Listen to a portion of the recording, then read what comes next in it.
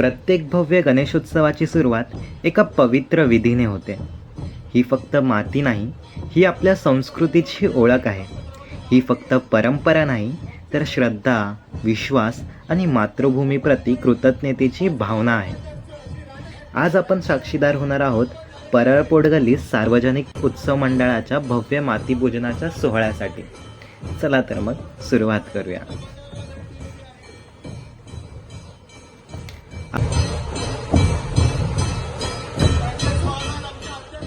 नमस्कार मित्रांनो, स्वागत आहे तुमच्या हक्काच्या चॅनलवर केतन गडशी.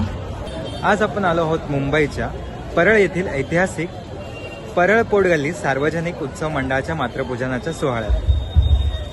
चला तर मग पाहूया आपल्याला काय काय पाहायला मिळणार आहे. त्याबद्दल हार्दिक हार्दिक स्वागत.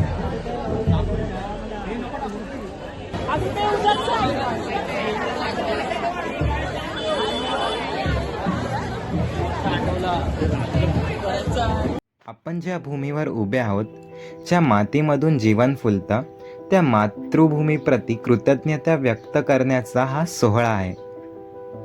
मंत्रोच्चारांनी वातावरण भारावून गेलं आहे. प्रत्येकाच्या मनात भक्तीची भावना आहे आणि सर्वांच्या नजरा आता बाप्पाच्या आगमनाकडे लागल्या आहे.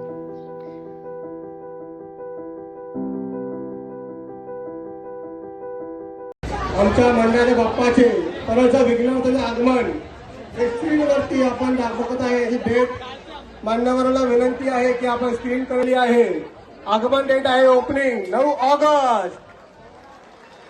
परळच्या विघ्नहर्त्याचे आगमन हे 9 ऑगस्ट रोजी सायंकाळी 4 वाजता परळ वर्कशॉप येथून येणार आहे.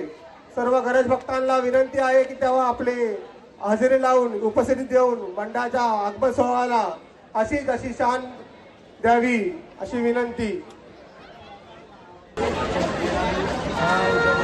गणेशोत्सवाचा आनंद आपण काही दिवस अनुभवतो, पण त्यामागची असलेली मेहनत म्हणजे कार्यकर्त्यांची असते, जी 3 महिन्या अगोदर किंवा वर्षाचे 12 महिने चालूच असते.